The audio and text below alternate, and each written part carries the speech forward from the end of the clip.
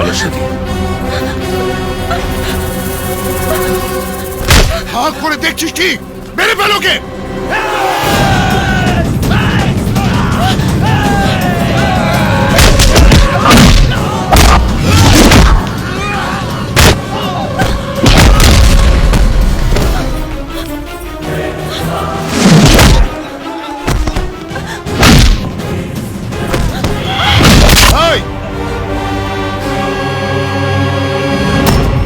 তুই ওকে এখান থেকে নিয়ে যেতে পারবি না।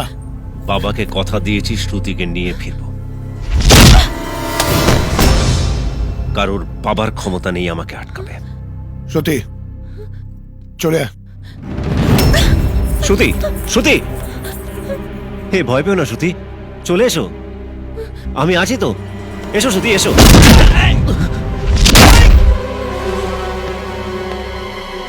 ওকে বাবা। শ্রুতি, আমি শ্রুতি, আমি অভি, আমি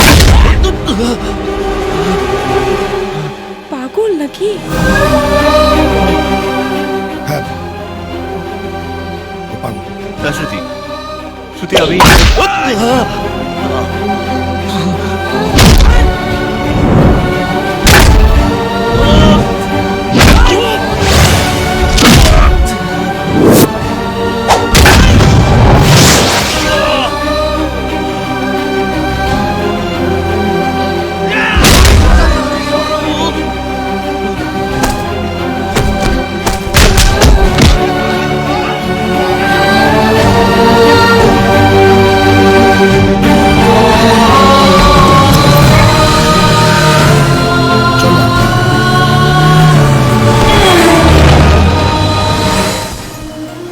আমি জানি শ্রুতি আমাকে কতটা ভালোবাসে, এও জানি আমার সাথে কেন এরকম ব্যবহার করলো।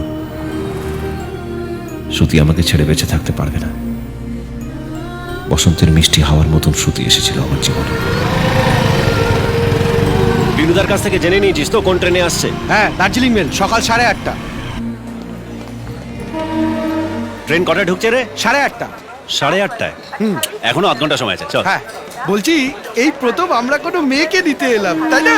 অভিকে দেখেছিস? আজ হেভি মাঞ্জা দিয়ে বেরিয়েছে। কলকাতা থেকে ইম্পোর্টেড মাল আসছে কাকা। কেরিয়ারকে চকচকে হতে হবে না? এই কি মনে হয় বলতো, কালো না ফর্সা?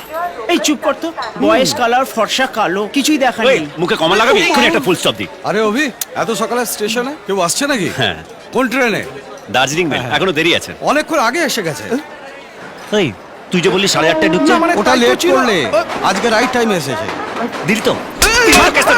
দিলি তো? এই প্রথম এখানে আসছে, কাউকে জানে না চেনে না, যদি না পাই না মেরে চাটনি বানিয়ে দেবো। এত মেয়ে কি করে বুঝবো কোনটা আমাদের? এই, আমার সিঙ্গুলার